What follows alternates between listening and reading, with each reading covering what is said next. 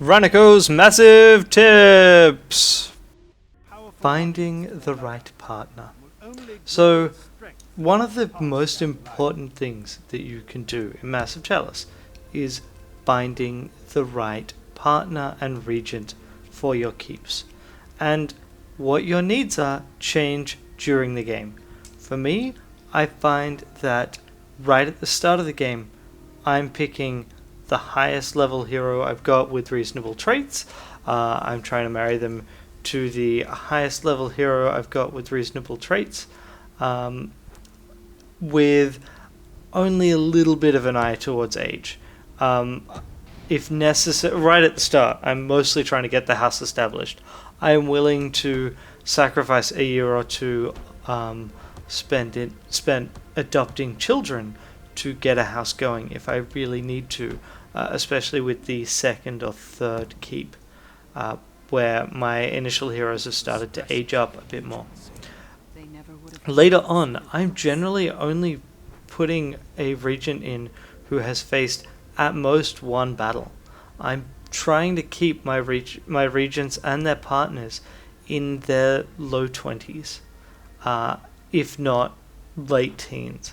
I want the long fertile period because I want as many heroes as possible.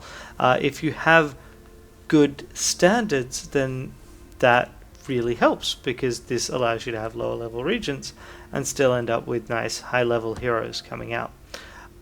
So then the next part is what happens when you're getting up there, like your regent's gotten up there, they're in their 50s or so, and their partner dies. That gives you a completely different outlook on what partner to pick, right? Firstly, I'll only repartner a regent if there are still trainees at the keep. There's no point, in my experience, taking a hero out of circulation for a partner for a keep where they'll produce maybe one trainee, if that, and they aren't contributing experience to any trainees that are already in the keep. So I will not bother to partner a hero up, but also equally, if I'm just looking at a partner and I've got a regent in their 50s or 60s, I don't try and pair the ages closely at all, because once that regent dies, the partner goes back into the pool of active heroes. You can reuse that partner in another pairing, or just use the partner as a hero. In general, though, I am picking the partners with the most positive traits to pass on, especially genetic, but also personality. Remember that both parents contribute genetic material, obviously, and it uses Massive Chalice uses kind of high school genetics for that part, but also personality. Every day in game, they provide points towards particular personality traits of their trainees, and they provide experience points up to their own experience cap. That's why the experience number is important, and it can counteract some negative traits, but yeah. I should also note I'm playing on normal. On brutal, you may have more restricted choices, so that is worth keeping in mind. Late game, I will often not put a partner in once there's only 30 years or so left. Any heroes that are born, they are going to be around at the end of the game. I'm not that worried about producing another generation. Around that point, I start leaving keeps empty.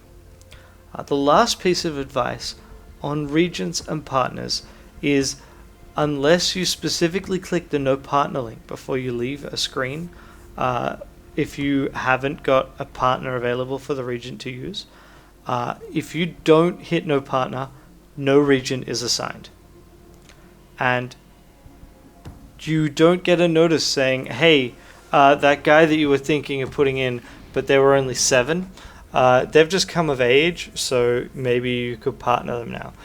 So I tend to, even if I've got a very restricted set, I will put a 7-year-old on the throne, and I will affiance them to a 15-year-old or something. Even though, right, I taken 2 heroes out of circulation.